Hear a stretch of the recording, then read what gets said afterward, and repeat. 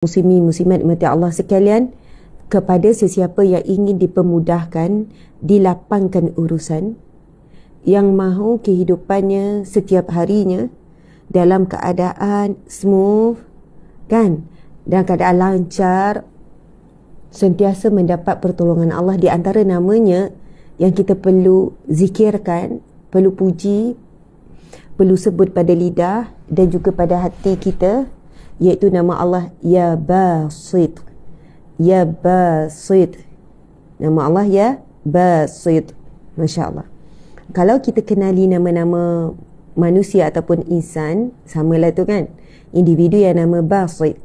Ada yang diberi nama Abdullah, Abdul Basit. Kebanyakannya Abdullah, kalau nama Allah letak hamba. Abdul Basit contohnya. Apa maksud Ya Basit? Al-Basit. Maksudnya Allah yang maha melapangkan. Al-Basit, Allah yang maha melapangkan, Allah yang maha memudahkan, Allah yang maha melancarkan. Itulah maksudnya. Lapang. Kehidupan kita lapang, hati kita lapang, rezeki kita lapang, dada kita lapang, fikiran kita lapang. Hanya Allah yang boleh berikan nikmat kelapangan dalam hidup, kelapangan dalam setiap perkara, setiap sudut. Berapa kali daripada seorang guru yang alim, saya mendapat ijazah ilmu membaca zikir Ya Basit pada setiap pagi sebanyak 41 kali. Sekejap je muslimin muslimat, Ya Basit, Ya Basit, Ya Basit. Mulut sebut Ya Basit, tapi hati tu bayangkan Allah yang maha melapangkan. Ya Basit, Ya Basit, Ya Basit, Ya Basit, Ya Basit, Ya Basit. Allah yang maha melapangkan. Ia membawa maksud juga Allah yang maha memudahkan, Allah yang maha melancarkan.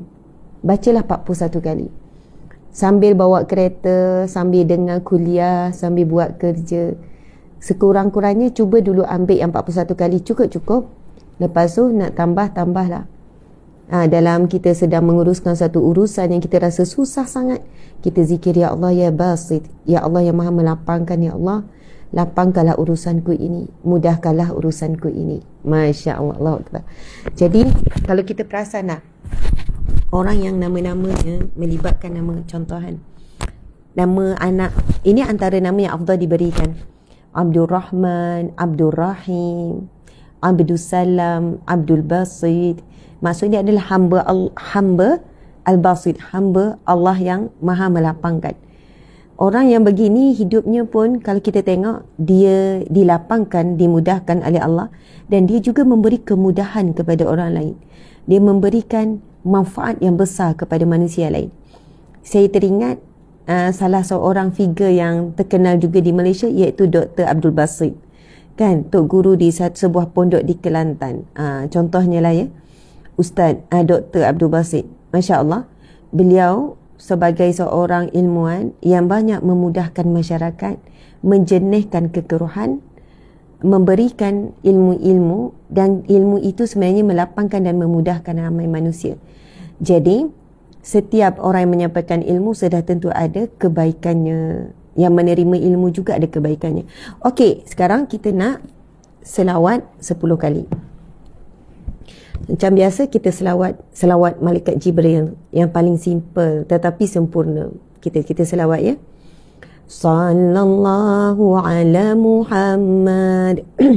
Sallallahu alaihi wasallam.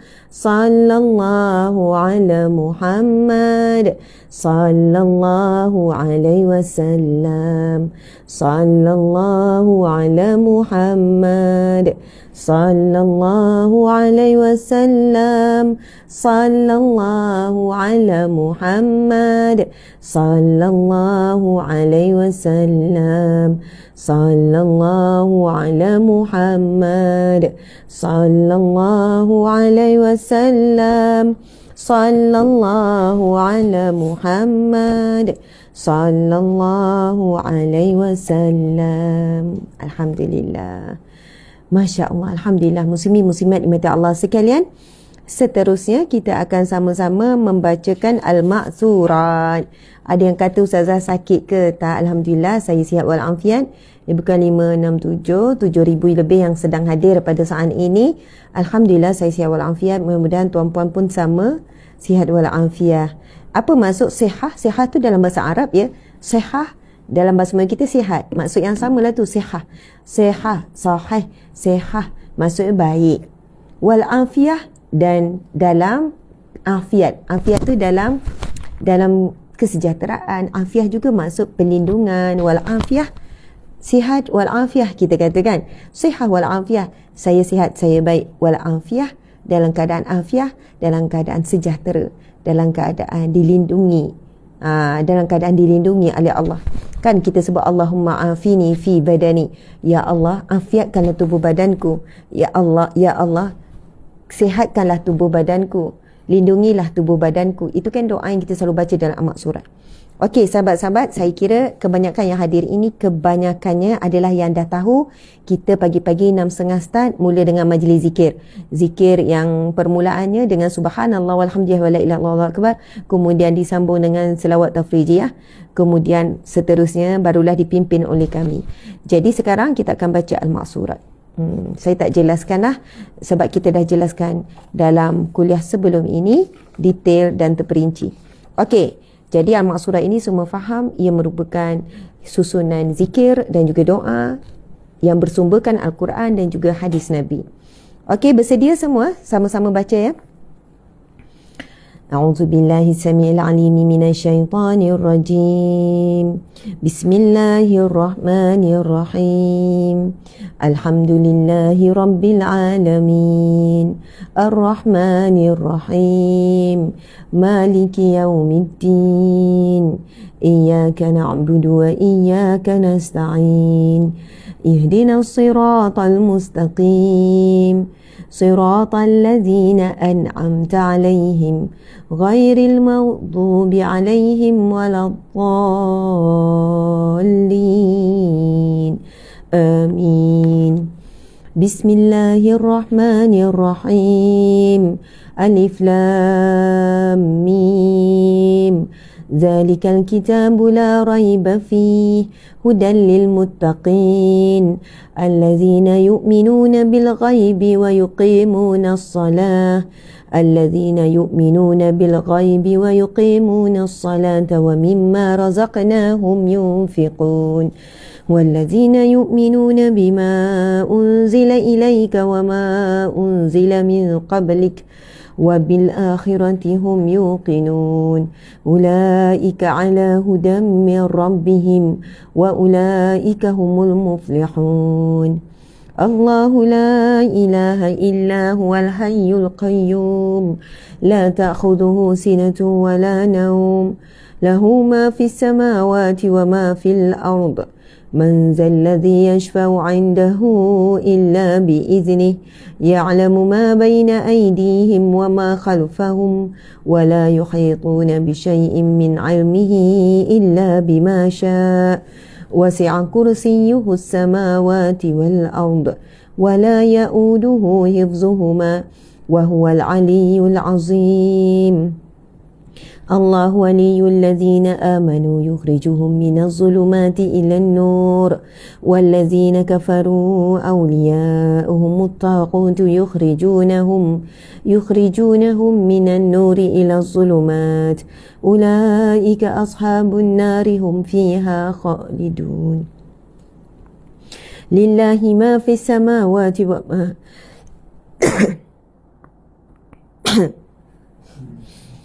لله ما في السماوات وما في الأرض وإن تبدوا ما في أنفسكم أو تخفوه يحاسبكم به الله فيغفر لمن يشاء ويعذب من يشاء والله على كل شيء قدير آمن الرسول بما أنزل إليه من ربه والمؤمنون كل آمن بالله وملائكته وكتبه ورسله لا نفرق بين أحد من رسله وقالوا سمعنا وأطعنا غفرانك ربنا وإليك المصير لا يكلف الله نفسا إلا وسعها لها ما كسبت وعليها ما اكتسبت ربنا لا تؤاخذنا إن نسينا أو أخطأنا ربنا ولا تحمل علينا إسرا كما حملته على الذين من قبلنا ربنا ولا تحمل علينا إسرا كما حملته على الذين من قبلنا ربنا ولا تحملنا ما لا طاقة لنا به واعف عنا واغفر لنا وارحمنا أنت مولانا فانصرنا على القوم الكافرين بسم الله الرحمن الرحيم. Subhanallah muslimin muslimat, mungkin ayat yang kita baru bacakan tadi ramai yang tak hafal, tapi 3 surah yang kita bakal bacakan selepas ini kebanyakan daripada kita hafal. Dan fadilat ketiga surah ini sangat besar, sangat banyak. Kita telah jelaskan dalam kuliah sebelum ini secara detail, terperinci kelebihan surah Al-Ikhlas dan dalil yang berkaitan. Kelebihan surah Al-Falaq dan dalil yang berkaitan. Sama juga dengan surah An-Nas. Dan membaca 3 surah ini pada waktu pagi 3 kali dan membacanya pada waktu petang 3 kali adalah satu tuntutan daripada hadis Nabi. Dan kelebihannya adalah Allah akan menggandakan, Allah akan memberikan kecukupan kepada kita. Subhanallah, perlindungan dan semuanya.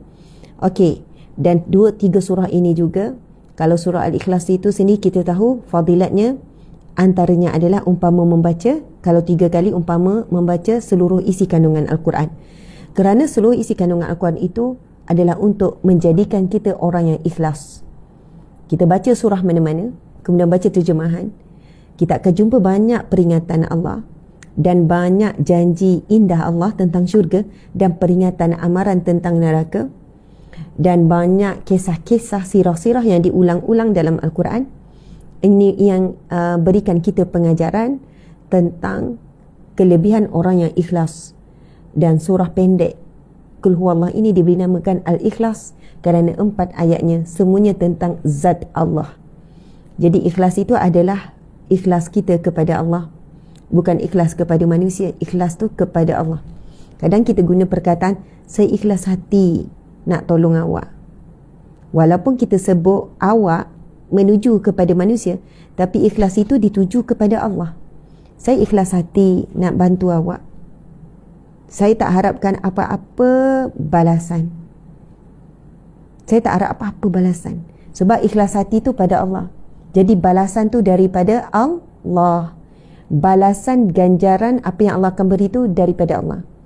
Tuan-puan perhatikan, bila kita ikhlas buat sesuatu kerana Allah kepada seorang manusia, dan manusia ni dia tak balas apa-apa pun sebab dia tak mampu, dia orang susah. Ataupun kita buat kebaikan kepada seseorang ini dan kita tahu kita tak akan jumpa dah selepas ni, susah dah nak jumpa. Kita tolong orang tengah jalan ke, kan kita pergi R&R, kemudian kita nampak ada makcik cleaner, kita pun Assalamualaikum makcik, kita pun salam, kita hulur duit RM20 contoh. Lepas tu makcik kata, apa ni? Buat makan tengah hari makcik, saya belanja makan. Jangan sebut sedekah, orang kurang selesa dengan perkataan sedekah. Kita bagi, kita sebut sedekah makcik. Makcik tu semua orang dia ada maruah diri. Bukan kata sedekah tu tak bagus. Tetapi bila kita dengan orang, bagi saya lah ya, tuan-puan saya tak tahu macam mana, saya tak selesa kalau nak sebut sedekah untuk makcik. Sebab makcik tu bukan orang fakir miskin dan dia tidak meminta-minta. Kan? Dia bukan orang yang kita nampak gambaran luarnya tu lusuh meminta-minta. Jadi, yang selesa dan sedapnya kita guna ayat hadiah untuk makcik, buat makan tengah hari. Kan? Kita kenal dia, kita tak kenal. Masya Allah. Dia pun terpinga-pinga, kita pun dah pergi. Kadang kita pergi, yelah guard sekolah anak ke, guard mana-mana. Kita tahu ini dia antara jenis pekerjaan yang gajinya sangat sederhana. Kadang sangat rendah. Kan? Tak kira lah Muslim ke non-Muslim. Bila kita kata buat makan tengah hari, orang tu akan terima. Dia akan, oh terima kasih, saya belanja makcik, saya belanja akak makan tengah hari ya. Kalau sebut sedekah, soalannya dia nak kata, saya bukan orang miskin, saya tak memerlukan sedekah, Tapi dia tak tercakap. Jadi kita guna ayat, makcik, saya belanja makcik makan tengah hari. Lepas tu dia buka-buka tengok RM50 contoh. Yang saya nak sampaikan ialah muslimin-muslimat, bila kita buat sesuatu perkara ikhlas kerana Allah, tak harapkan balasan daripada manusia. Mengharapkan balasan daripada Allah memang dibenarkan. Allah akan memberikan banyak lagi manusia lain yang akan balas kebaikan kita buat. Saya ulang lagi sekali, tuan-puan sekalian, apabila kita mengikhlaskan hati, nanti boleh buat poster ayat-ayat macam ni. Ikutlah tuan-puan nak potong ke. Okey. Sesiapa yang melakukan kebaikan kepada manusia yang lain ataupun kepada makhluk yang lain termasuk binatang, maka ikhlas semata-mata. Okey, ulang balik sebab nak suruh, kalau orang nak potong tu biar cantik potong. Okey. Barang siapa yang melakukan sebarang kebaikan, sama ada memberi sesuatu ataupun memberikan pertolongan kerana Allah semata-mata, sama ada kepada manusia ataupun kepada makhluk yang lain, contohnya binatang, masya-Allah, insya-Allah Allah pasti akan membalas melalui manusia-manusia yang lain, ataupun sudah tentu yakinlah balasan itu di akhirat kelak. Okey, masya-Allah. Muslimin muslimat dimati Allah sekalian, surah Al-Ikhlas yang bakal kita bacakan, ini surah membantu kita jadi hamba Allah yang ikhlas. Kita ada sebut kalimah Allahus Samad, Allah tempat bergantung. Allah tempat kita bergantung, Allah tempat kita meletakkan harapan. Allahus Samad. Jadi kita serahkan kepada Allah amalan kita. Walaupun orang tu tak balas, tetapi ada manusia lain nanti akan berikan kebaikan pada kita. Tiba ada orang lain belanja kita makan. Subhanallah. Bahkan kadang-kadang kebaikan kita beri kepada seseorang dah dibalas keburukan. Orang tu khianat pada kita, orang tu fitnah pula kita, padahal dulu kita bantu dia masa dia susah. Muslimin muslimat, jangan bimbang. Kalau situasi ini berlaku dalam diri anda, dalam kehidupan anda, percayalah, bila anda memilih untuk tidak membalas, anda memilih untuk pertahankan saja. Kalau perlu, kadang kalau mampu, kalau sesuai, kalau ada medium untuk menjelaskan tanpa ingin membalas dendam, silakan. Tapi jika anda rasa diam, itu lebih baik. Sebenarnya tingkatan kebaikan yang anda buat dulu itu akan digandakan oleh Allah. Sebab apa? Tuan-puan kan saat ini kita teruji untuk ikhlas.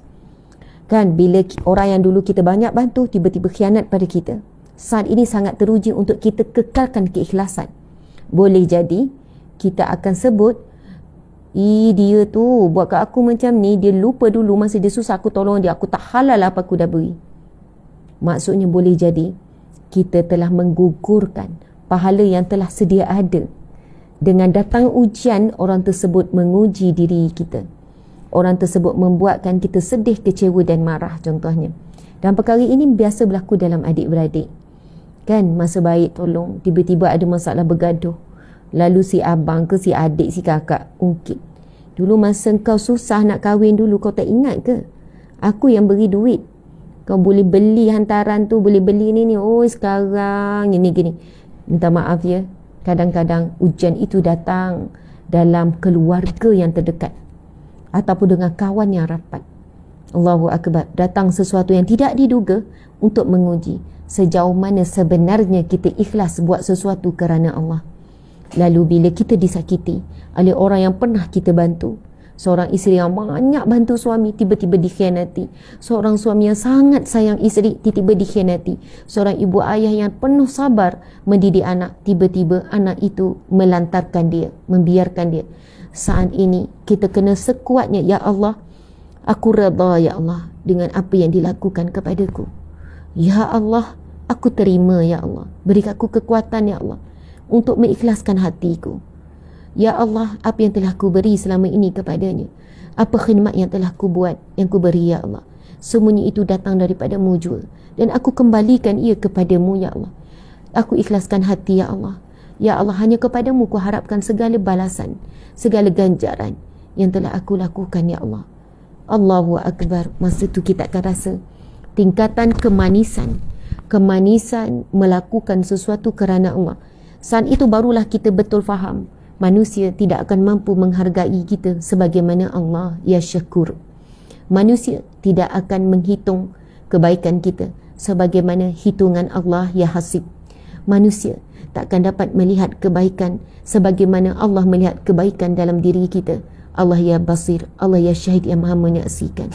Manusia tidak akan mampu mendengar isi hati kita walaupun kita sedaya upaya meluahkan apa yang kita rasa, tetapi keterbatasan manusia untuk memahami sangat terbatas kerana hanya Allah ya sami' yang maha mendengar sehingga ke dalam hati kita. Muslimin muslimat, Masya Allah, indah kan bila kita bercinta dengan Allah, bila kita kenal Allah, bila kita hidup bersama dengan Allah. Masya Allah, muslimin muslimat dimati Allah sekalian, kita akan sambung membaca 3 surah yang kita telah syarah, dan pagi ini kita sebut lagi tentang kelebihan surah Al-Ikhlas. Allahu Akbar. Sambung ya, baca mak surat 3 kali ni. Bismillahirrahmanirrahim. Qul huwallahu ahad, Allahus samad, lam yalid wa lam yulad wa lam yakul lahu kufuwan ahad. Bismillahirrahmanirrahim.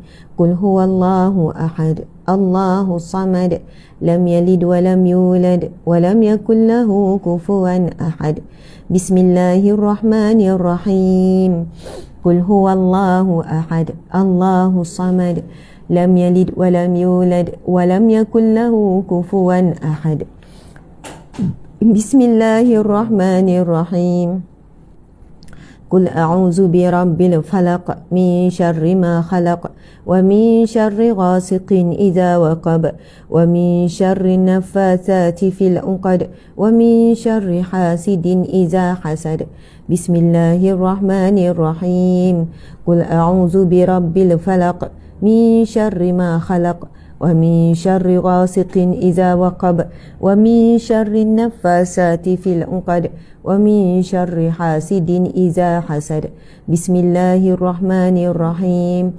Qul a'udzu birabbil falaq min syarri ma khalaq wa min syarri ghasiqin idza waqab wa min syarri naffatsati fil 'uqad wa min syarri hasidin idza hasad.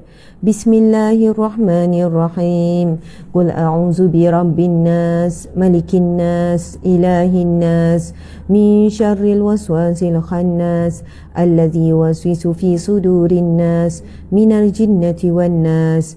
Bismillahirrahmanirrahim.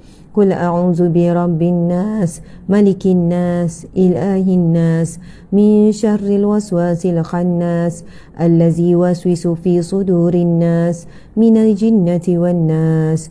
Bismillahirrahmanirrahim. Qul a'udzu birabbin nas, malikin nas, ilahin nas, min syarril waswasil khannas, alladzi yuwaswisu fi sudurin nas, minal jinnati wan nas. Allahu Akbar. Dah 3 kali surah An-Nas. Okey, sambung baca zikir al-maksurat. أصبحنا وأصبح الملك لله والحمد لله لا شريك له لا إله إلا هو وإليه النشور. أصبحنا على فطرة الإسلام وكلمة الإخلاص وعلى دين نبينا محمد صلى الله عليه وسلم وعلى ملة أبينا إبراهيم حنيفا وما كان من المشركين. اللهم إني أصبحت منك في نعمة وعافية وستر فأتم علي نعمتك وعافيتك وسترك في الدنيا والآخرة. اللهم ما أصبح بي من نعمة أو بأحد من خلقك فمنك وحدك لا شريك لك فلك الحمد ولك الشكر. يا ربي لك الحمد كما ينبغي لجلال وجهك وعظيم سلطانك. Minta maaf kita tertinggal. Tadi tu kena baca 3 kali kerana daripada hadis Nabi SAW, barang siapa yang membaca Allahumma inni asbahtu sampai habis tadi 3 kali pada waktu pagi dan 3 kali pada waktu petang adalah berhak di atas Allah Azza wa Jalla menyempurnakan nikmatnya ke atas orang itu. Dengan membaca zikir ini 3 kali pagi dan petang, maka Allah akan menyempurnakan segala nikmatnya ke atas kita. Ulang 3 kali minta maaf terlepas tadi. اللهم إني أصبحت منك في نعمة وعافية وستر فأتم علي نعمتك وعافيتك وسترك في الدنيا والآخرة اللهم إني أصبحت منك في نعمة وعافية وستر فأتم علي نعمتك وعافيتك وسترك في الدنيا والآخرة اللهم ما أصبح بي من نعمة أو بأحد من خلقك فمنك وحدك لا شريك لك فلك الحمد ولك الشكر يا ربي لك الحمد كما ينبغي لجلال وجهك وعظيم سلطانك رضيت بالله ربا وبالإسلام دينا وبمحمد نبيا ورسولا رضيت بالله ربا وبالإسلام دينا وبمحمد نبيا ورسولا رضيت بالله ربا وبالإسلام دينا وبمحمد نبيا ورسولا سبحان الله وبحمده عدد خلقه ورضا نفسه وزنة عرشه ومداد كلماته سبحان الله وبحمده عدد خلقه ورضا نفسه وزنة عرشه ومداد كلماته سبحان الله وبحمده عدد خلقه ورضا نفسه وزنة عرشه ومداد كلماته بسم الله الذي لا يضر مع اسمه شيء في الأرض ولا في السماء وهو السميع العليم بسم الله الذي لا يضر مع اسمه شيء في الأرض ولا في السماء وهو السميع العليم بسم الله الذي لا يضر مع اسمه شيء في الأرض ولا في السماء وهو السميع العليم اللهم إنا نعوذ بك من أن نشرك بك شيئا نعلمه ونستغفرك لما لا نعلمه. Muslimin muslimat dimati Allah sekalian, kepada yang baru hadir, sebab saya tengok ramai juga ni yang baru hadir ni hari pertama, first time live, kita ada 8,500 yang hadir pada saat ini. FB campur TikTok. Tuan-puan sekalian, kita sedang membacakan zikir yang telah disebutkan di dalam hadis Nabi, anjuran Nabi. Setiap zikir yang kita baca mempunyai fadilat dan kelebihan yang sangat besar, dan kita dah jelaskan sebelum ini. Kita dah syarah. Pagi ni saya baca tanpa terjemahan. Kalau sebelum ni baca satu terjemah syarah, baca satu terjemah syarah. Syarah tu kita bacakan dalil yang menjelaskan tentang fadilat dan kelebihan zikir tersebut. Jadi untuk tuan-puan tahu, tuan-puan boleh memiliki buku ini, sebab buku ini dia ada bacaan, terjemahan, ada dalil di bawah. Okey, baik. Nanti adalah maklumat tu mana nak dapatkan buku maksurat ini. Sebab al-maksurat di pasaran sangat banyak. Tapi banyak yang tidak ada maksud. Banyak juga dan hampir susah nak jumpa yang ada syarah, yang ada dalil.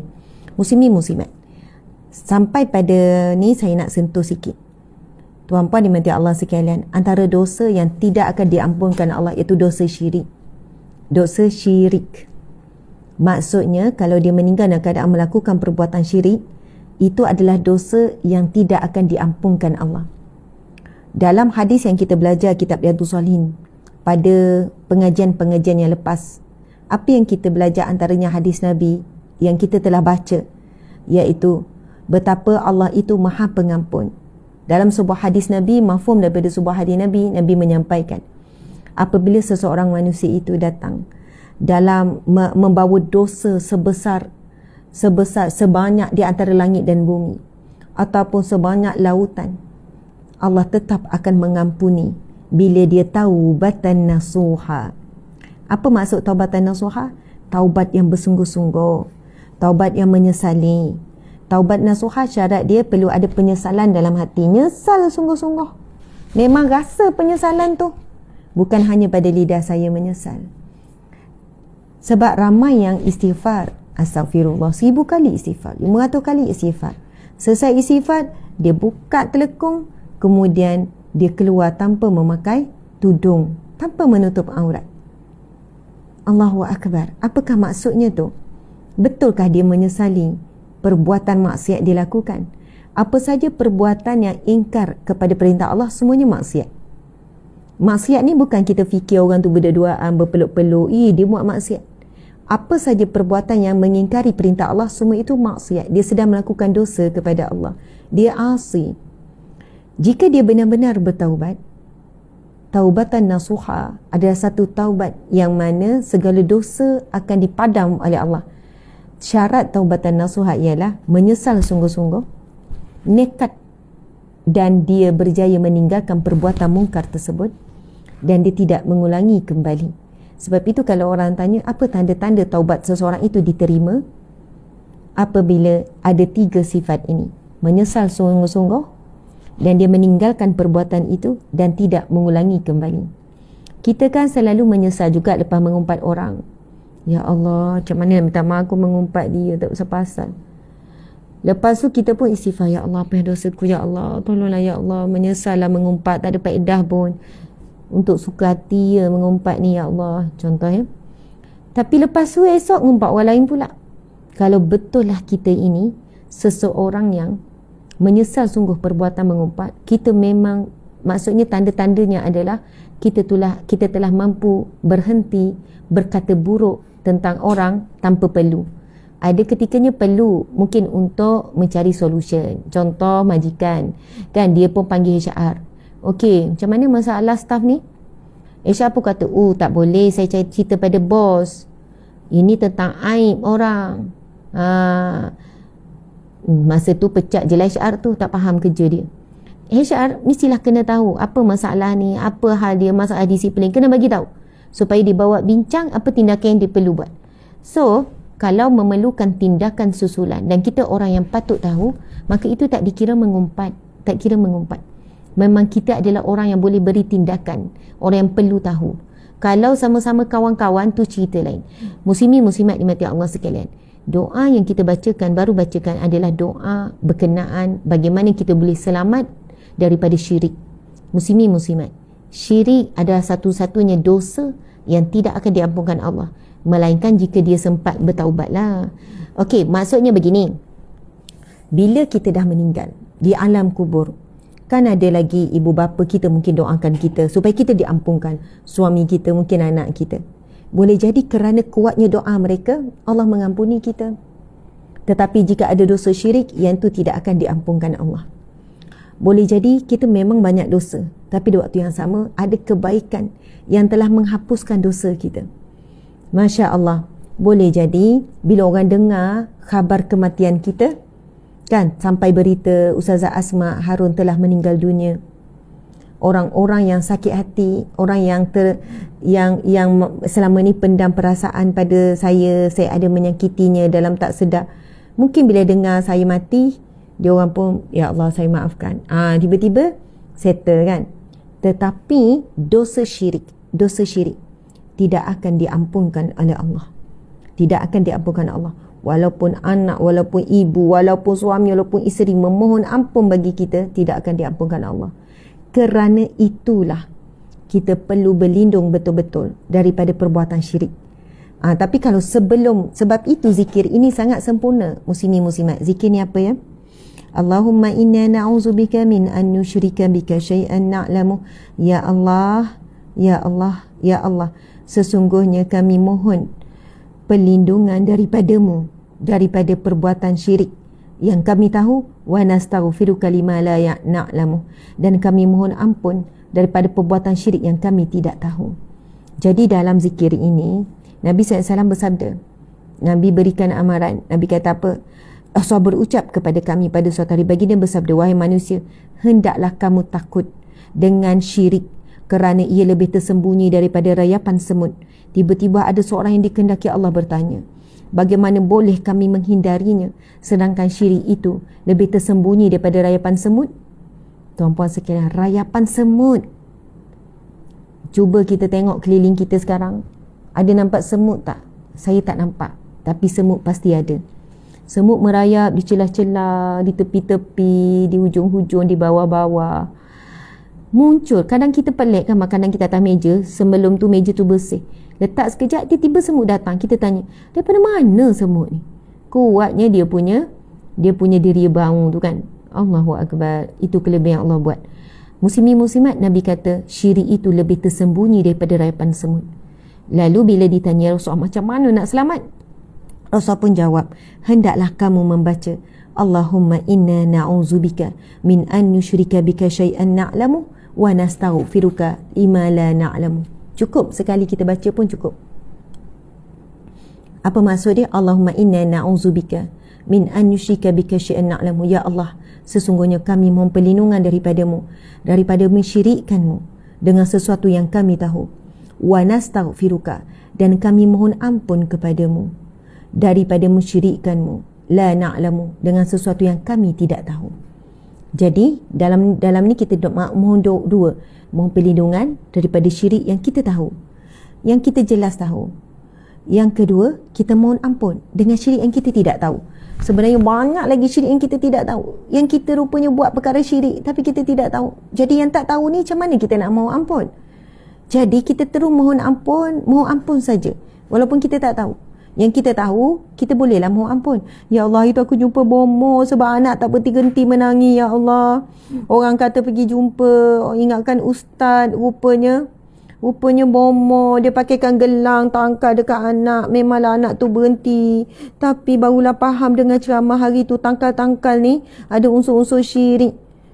Yang macam ni kena taubatan nasuha. Buka tangkal tu, buang, mohon ampun dengan Allah. Ya Allah ya Rahman, ya Allah ampunilah dosaku. Ya Allah, aku dah buat perbuatan syirik hari tu. Berat sangat syirik-syirik yang sebegini, tuan-puan sekalian. Hari ni ramai orang pakai tangkal. Ramai ibu bapa beri anak-anak tangkal. Bayi, baby kata ni tak ada apa, ikhtiar. Ayat macam tu lah, ikhtiar, tak ada apa ni. Nanti kalau pakai ni anak berhenti, kalau buka ni anak nangis terus ni. Saya pernah tanyalah orang-orang yang rotan syifa, sebenarnya di situ adanya unsur-unsur pemujaan kepada jin dan syaitan ni, macam mana ia nak suruh hilangkan kita punya kebergantungan kepada Allah. Jin tu juga yang ganggu baby tu supaya menangis. Sampai orang ni pergi jumpa bomoh pakai tangkal. Dah pakai tangkal, jin tu pun tak kacau dah budak tu. Jadi kepercayaan ibu bapa ni sangat tinggilah pada tangkal ni. Lepas tu dia sampaikanlah pula pada orang lain. Cucu aku jadi. Menangis macam-macam, kita baca zikir tu tak jadi. Memang pakai tangkal tu langsung dah tak nangis dah. Mak nenek ni cakap nenek lain, nenek ni cakap nenek lain. Na'udzubillahi min zalik. Tuan-puan, akhirnya mempercayai tangkal itulah yang memberi kesan. Tuan-puan, muslimin, muslimat dimati Allah sekalian, sekarang ni ada tak lagi buat? Ada, ramai lagi yang buat. Tuan-puan sekalian, ramai lagi. Sedangkan pergantungan kita kepada Allah tu sebenarnya direct. Muslimin, muslimat dimati Allah sekalian, hari ni ramai ibu bapa bagi tangkal anak di universiti. Perkara ni didedahkan oleh seorang pensyarah yang merupakan fellow juga, ataupun kita panggil warden lah, fellow di sebuah universiti yang terkemuka. Saya pernah jumpa, saya pernah berurusan direct. Dia kata, Ustazah, terkejut kami kan, bila yelah ada satu college ni asyik macam-macam kes lah kan, terutamanya bab histeria non-stop. Satu hari bila dah berturut-turut sangat, kami buat spot check. Ni universiti ni universiti terkenal di Malaysia ni. Bila buat spot check kan, check barang-barang dengan tuannya, tengok lah kita buat spot check kan, supaya tidak ada kehilangan apa-apa. Bila buat spot check, kita jumpa banyak tangkal-tangkal, banyak ayat-ayat pemujaan terhadap iblis syaitan, yang mana pelajar-pelajar universiti sekarang buat. Bukan semualah. Ni nak cerita sebuah tempat dan dia kata banyak, bukan sedikit. Sebab dia pengaruh rakan sebaya kan. Ada tu bila tanya jumpa tangkal. Ni tangkal apa? Ini mak ayah saya bagi. Untuk apa? Mak ayah saya kata kalau saya pakai ni, saya boleh jawab periksa dengan bagus. Saya akan nampak soalan-soalan perpiksaan. Ni mak ayah saya bagi. Saya boleh untuk lembutkan hati pensyarah, supaya pensyarah boleh bagi markah saya baik, supaya dapat lulus. Tuan-puan sekalian, saya terkejut dengan cerita. Kata, ya Ustazah, mak ayah yang bagi. Mak ayah suruh letak bawah bantal, mak ayah suruh pakai, mak ayah suruh sekian-sekian. Zaman sekarang. Lepas tu jumpa banyak juga yang pemujaan kepada ni, perbuatan pemujaan. Bila cek-cek, bila tanya-tanya, rupanya tuan-puan sekalian, itu adalah sihir yang dilakukan. Contohnya, ataupun satu pemujaan untuk ini tak ada apa ni mantra supaya wajah kita berseri-seri. Tapi dia bukan ayat-ayat Al-Quran yang mana berdoa dengan Allah, tak. Dia macam memang bentuk ayat pemujaan lah. Ini kau nak tundukkan pensyarah ni, kau nak tundukkan, nanti orang nampak saya cantik, orang lelaki tergila-gilakan, macam tu lah. Tuan-puan sekalian, ayat-ayat mantra memuja iblis syaitan ni sekarang ni kalau nak cari di online je, memang seru-seru jadi. Budak-budak sama-sama universiti buat santau sesama dia, dah ramai yang buat benda macam tu. Belajar melalui internet, benda-benda macam ni. Bukannya kita kata dah tak ada, dah kurang, tak. Akhir zaman dia semakin dahsyat. Dah ramai yang tidak fikir panjang, dia buat sebab benda tu dapat instant kan, result. Muslimin muslimat dimati Allah sekalian, inilah doanya yang kita mohon daripada syirik yang kita tahu, dan kita mohon pengampun syirik yang kita tidak tahu.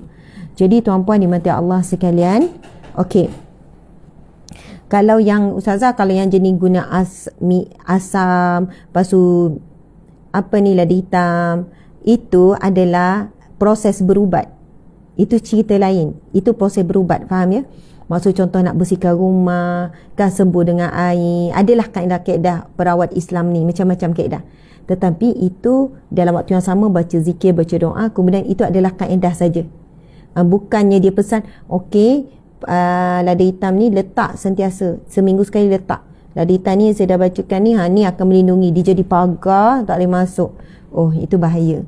Berhati-hati. Bukan saya terus kata itu sesat dan sebagainya, saya bukan pakar dalam perawatan Islam, tapi kebanyakannya perawatan Islam kita akan jumpa kalau menggunakan apa-apa medium ataupun barang, itu pun hanya untuk dalam proses rawatan. Bahkan kebanyakannya tidak ada barang, tak ada apa-apa alat pun. Maksudnya dengan doa, dengan zikir, dengan bacaan-bacaan, lalu dirawatlah orang-orang yang sakit. Air semua tu termasuklah ni. Tapi kalau diberi keyakinan, okey, ni gantung dekat tempat tinggi dalam rumah ya, dekat kipas ke, dekat atap ke, ini akan, yang ni saya pun pernah jumpa orang yang macam ni, dia suruh letak gantung-gantung. Katanya nanti kalau jin dan syaitan masuk dalam rumah, dia akan terus terikat dekat situ, so dia tak boleh kacau. Macam-macam lah tuan-puan, sekian bahaya. Okey, jadi kita sambung. Minta maaf ya, kita jelaskan betapa pentingnya kita mohon perlindungan daripada buat syirik, dan minta perlindungan anak cucu kita daripada buat syirik. Sebab kita tak tahu apa yang anak cucu kita buat di universiti, di hostel, di sekolah-sekolah, ada asrama dan sebagainya. Kadang di asrama pun, sekolah menengah pun orang dah share dah, kau baca ayat ni, nanti muka kau kan berseri-seri, orang nampak macam cantik, indah sangat. Kau ulang-ulang mantra ni, budak tu pun ikutlah, sebab semua orang nak dilihat cantik, semua orang nak menarik. Jadi bacalah juga, walaupun dia pun tak faham apa yang dibaca, rupanya seruan kepada jin, syaitan, iblis. Okey, sambung ya muslimin muslimat. A'udzu bikalimat, sikit sambung. A'udzu bikalimatillahi tammati min syarri ma khalaq. Allahumma inni a'udzu bika minal hammi wal hazan, wa a'udzu bika minal ajzi wal kasal, wa a'udzu bika minal jubni wal bukhl, wa a'udzu bika min ghalabati ad-daini wa qahri rijal.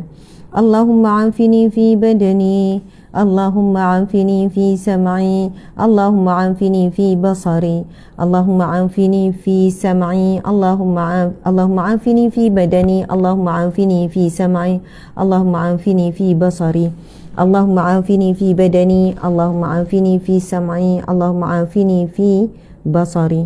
Allahumma inni a'udzu bika minal kufri wal faqr. Allahumma inni a'udzu bika min azabil qabr. La ilaha illa ant. Allahumma inni a'udzu bika min azab Allahumma inni a'udzu bika minal kufri wal faqr. Allahumma inni a'udzu bika min azabil qabr. La ilaha illa ant. Allahumma inni a'udzu bika minal kufri wal faqr. Allahumma inni a'udzu bika min azabil qabr. La ilaha illa ant. Allahumma anta rabbi la ilaha illa anta khalaqtani wa ana 'abduka wa ana 'ala ahdika wa wa'dika mastata'tu. A'udzu bika min syarri ma sana'tu, abu'u laka bi ni'matika 'alayya wa abu'u bi dhanbi faghfir li fa innahu la yaghfiru dzunuba illa ant. Astaghfirullah alladzi la ilaha illa huwal hayyul qayyum wa atubu ilaih. Subhanakallahumma wa bihamdika asyhadu an la ilaha illa anta astaghfiruka wa atubu ilaih. Allahumma salli ala sayyidina Muhammadin 'abdika wa nabiyyika wa rasulika an-nabiyil ummi wa ala alihi wa sahbihi wa sallim taslima adada ma ahata bihi ilmuka wa qatta bihi qalamuka wa asahu kitabuk wa ardallahumma an sadatina Abi Bakrin wa Umar wa Utsman wa alihi wa anis sahabati ajma'in wa anit tabi'ina wa tabi'ihim bi ihsanin ila yaumiddin. Subhana rabbika rabbil izzati amma yasifun wa salamun alal mursalin walhamdulillahi rabbil alamin. Amin ya rabbal alamin. Subhanallah, muslimin muslimat dimati Allah sekalian, kita telah pun selesai membacakan Al-Maqsurat. Alhamdulillah. Nanti tuan-puan carilah dan rujuk balik live sebelum ini. Live sebelum ini, yang mana live sebelum ini kita telah syarah, kita telah baca detail Asmaul Husna. Okey, saya rasa kena ke sini lagi. Okey, kita telah pun membacakan kita telah dalam Al-Maqsud, kita dah syarah dalam kuliah sebelum ini. Muslimin muslimat, semalam kita telah menerima, sebelum kita baca zikir rahmat, kita telah menerima satu berita yang mendukacitakan, yang sangat-sangat menggemparkan seluruh dunia Islam. Apa dia muslimin muslimat? Apakah berita duka? Apakah berita yang sangat menyedihkan? Muslimin muslimat, siapa yang tahu apa yang berlaku semalam? Satu berita yang sangat, kematian ulama besar dunia. Kematian ulama besar dunia muslimin muslimat. Ulama ini sebenarnya disebut sebagai paku dunia ataupun paku akhir zaman. Ulama lah yang menjadikan manusia akhir zaman ini kukuh dan kuat. Kalau sebuah rumah tu paku demi paku tercabut, lama-lama akan roboh. Ummah, ulama ini paku ummah. Kekuatan ummah ini bergantung kepada alim ulama. Dan bila ada kematian alim ulama, maka tercabutlah paku demi paku demi paku, dan ummah semakin goyah. Bahkan hari ini ulama masih hidup pun dianggap mati, mahu dimatikan, mahu tidak difungsikan alim ulama. Ulama sangat terbatas. Muslimin muslimat dimati Allah sekalian, kalau siapa yang ada mengikuti page rasmi, kita ada buat satu ucapan takziah. Seluruh dunia Islam sedang berduka. Nanti tuan-puan pergilah singgah sekejap di page rasmi Ustazah Asma Harun, FB rasmi page ya, dan boleh juga tengok perkongsian ini di media sosial yang lain. Muslimin muslimat, kerana kita di sana, kita bukan hanya bagi ucapan yang pendek, tapi kita juga menceritakan tentang latar belakang ulama yang kita maksudkan yang telah pergi kembali ke rahmatullah pada semalam. Muslimin muslimat dimati Allah sekalian, Masya Allah. Sekejap ya. Allahu Akbar. Allahumma salli ala Sayyidina Muhammad wa ala sahbihi wasallam.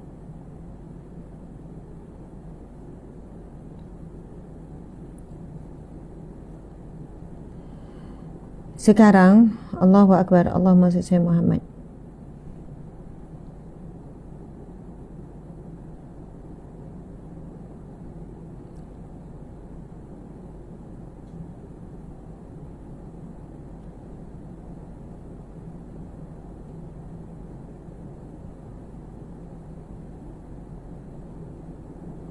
Allahu Akbar.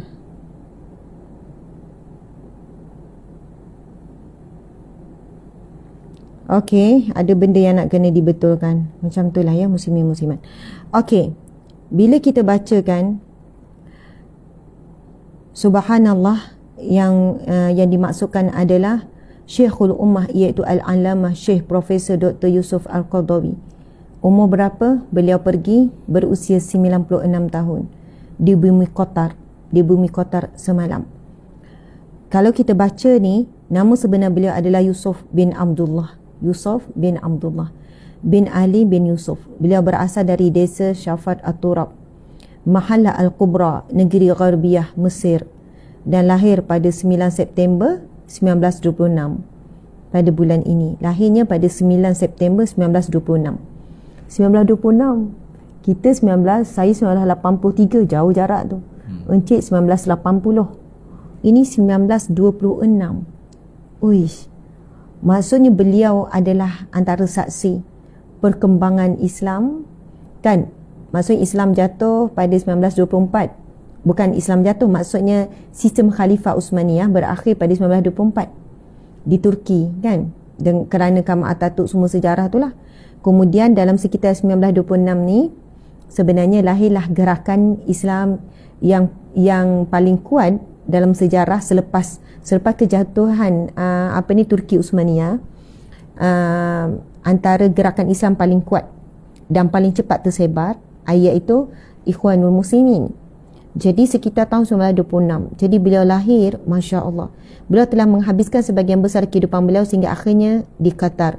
Ketika berusia kurang dari 10 tahun, beliau telah menghafal keseluruhan Al-Quran termasuk kitab At-Tuhfah serta menguasai ilmu tajwid. Kemudian beliau menyambung pengajian di Ma'had Rendah Tonta. Tonta ni di Mesir lah ni selama 4 tahun dan di Madrasah Sanawiyah selama 5 tahun. Pada tahun 1952-1953 beliau telah dipilih sebagai pelajar terbaik keseluruhan ketika menyambung pengajian di Fakulti Usuluddin Universiti Al-Azhar. Beliau kemudiannya menyambung lagi pengajian dalam mengambil perkhususan di Fakulti Bahasa Arab dan mempunyai ijazah sarjana dan diploma pendidikan dengan kelas pertama. Beliau juga mempunyai diploma Bahasa Arab dan Sastra daripada Akademi Kajian Bahasa Arab Tinggi. Pada tahun 1960, tak lahir lagi kita ni, beliau telah menamatkan pengajian. Beliau telah menamatkan pengajian di peringkat ijazah tinggi di Fakulti Usuluddin bidang tafsir dan hadis. Al-Alamah Syekh Profesor Dr. Yusuf Al-Qaradawi juga pernah menangguhkan pengajian PhD-nya selama 13 tahun. Dan akhirnya pada tahun 1973, beliau telah berjaya memperoleh ijazah Dr. Falsafah dan kemudian melalui tesisnya mengenai fiqh az-zakat. Boleh tak tim kena bagi tahu umur 1973 tu, masa tu umur beliau berapa? Maksudnya Profesor Dr. Syekh Al-Qaradawi ni menyiapkan PhD-nya pada ketika umur berapa? Jadi 1973.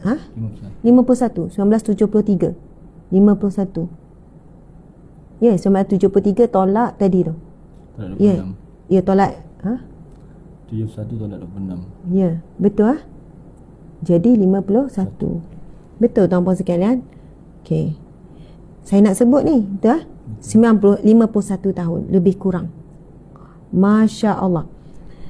Maksudnya muslimin muslimat, dia menyiapkan PhD tu pada umur orang kata usia emas, walaupun dia telah menangguhkan PhD selama 13 tahun.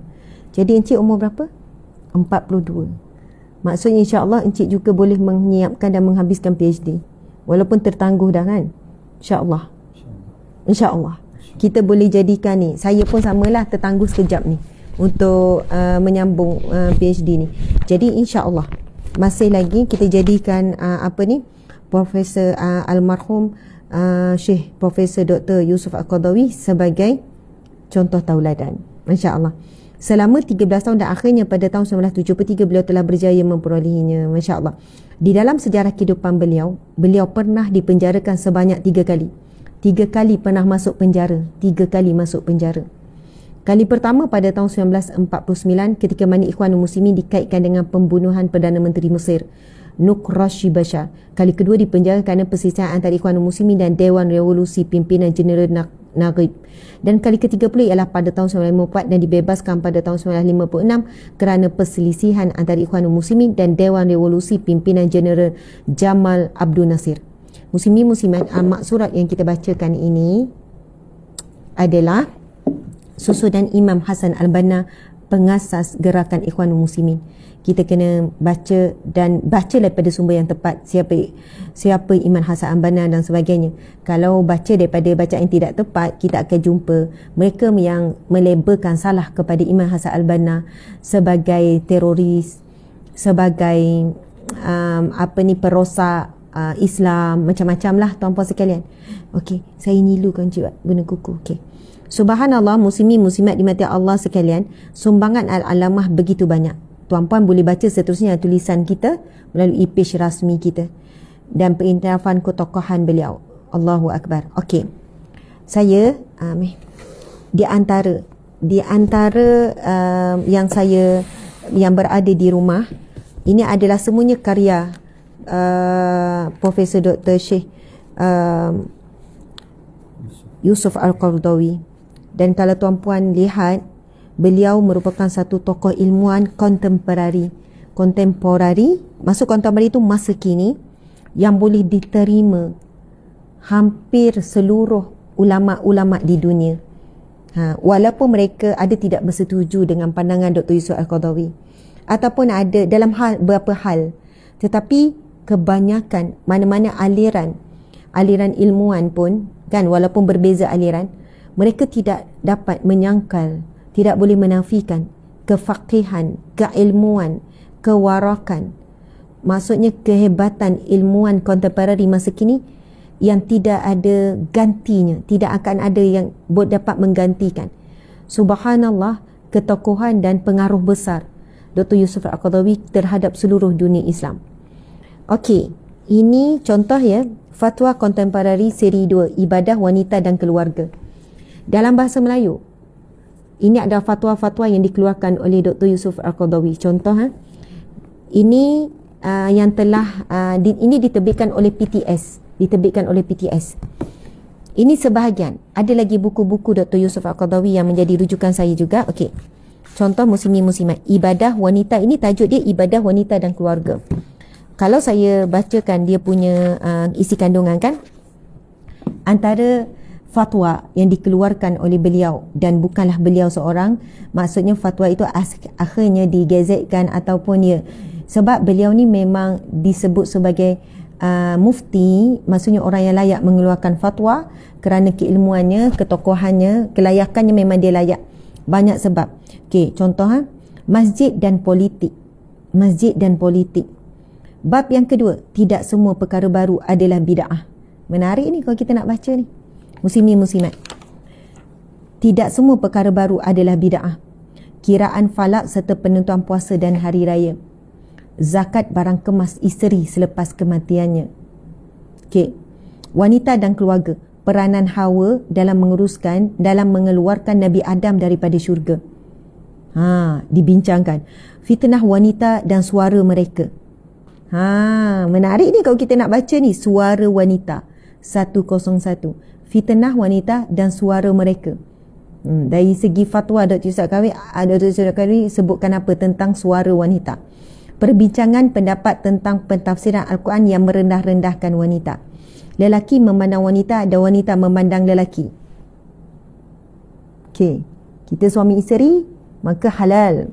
Macam mana hukum wanita dan lelaki saling berpandangan, mata tengok mata, bertukar-tukar pandangan, senyum bertukar senyum, dalam keadaan tidak halal lagi.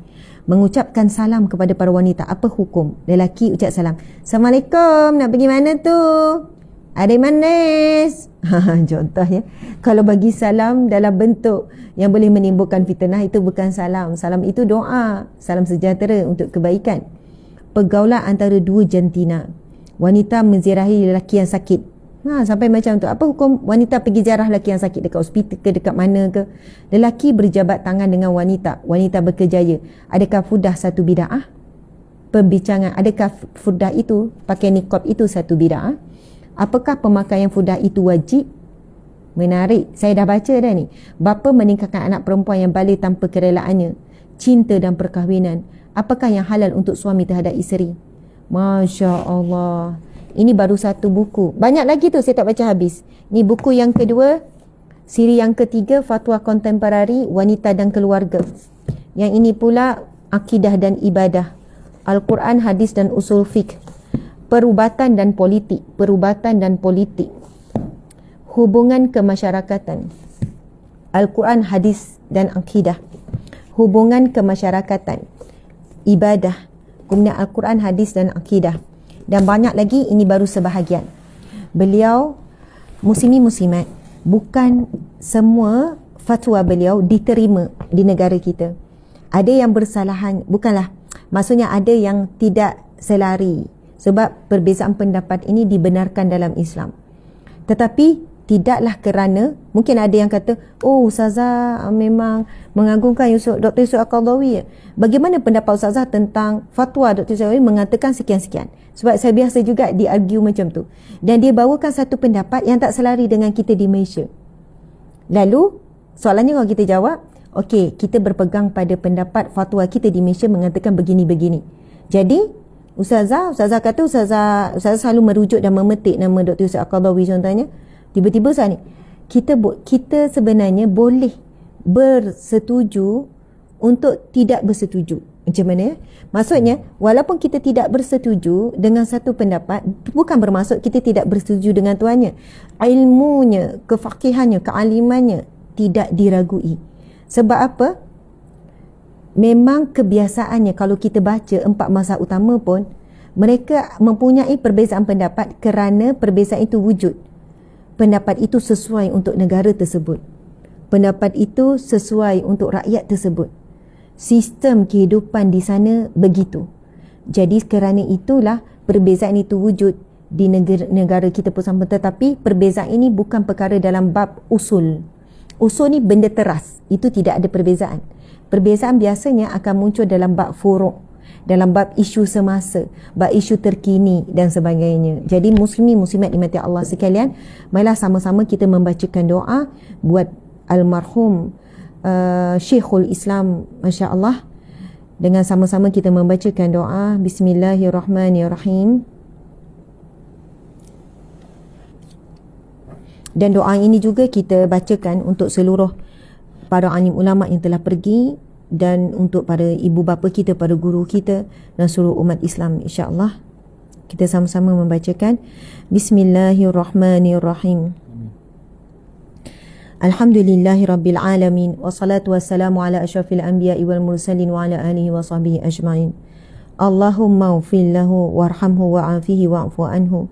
Allahumma ighfir lahum warhamhum wa'afihi wa'fu anhum. Ya Allah, ampunilah dia ya Allah, rahmatilah dia, kurniakanlah kesejahteraan dan ampunkanlah dia ya Allah. Ya Allah, ampunilah mereka semuanya ya Allah. Ya Allah, rahmatilah mereka, afiatkanlah kesejahteraan buat mereka ya Allah, dan maafkanlah mereka semuanya ya Allah. Wa akrim nuzulahu wa wasi' mudkhalahu wa wasi' madkhalahu waghsilhu bil ma'i wasalji wal baradi wa naqqihu minal khataya kama yutawaqqa kama yunaqqa thawbu abyadu minad danas. Yang bermaksud, dan muliakanlah kedatangan mereka berdua. Muliakanlah kedatangan mereka ya Allah. Luaskanlah tempat mereka, mandikanlah mereka dengan air salji lagi sejuk. Bersihkanlah mereka daripada segala kesalahan sebagaimana Engkau bersihkan baju putih dari kotoran ya Allah. Allahumma ja'al kubrahu rawdatan min riyadil jinan wa la taj'al kubrahu hafratan min hufarid niran.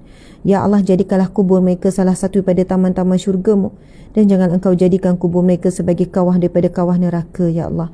Ya Allah ya Rahman ya Rahim, jadikanlah ya Allah kubur-kubur ibu bapa kami, sahabat-sahabat saudara mara kami ya Allah, para alim ulama, para pemimpin yang benar, yang adil ya Allah. Seluruh umat Islam yang telah pergi, ampunilah ya Allah, rahmatilah ya Allah.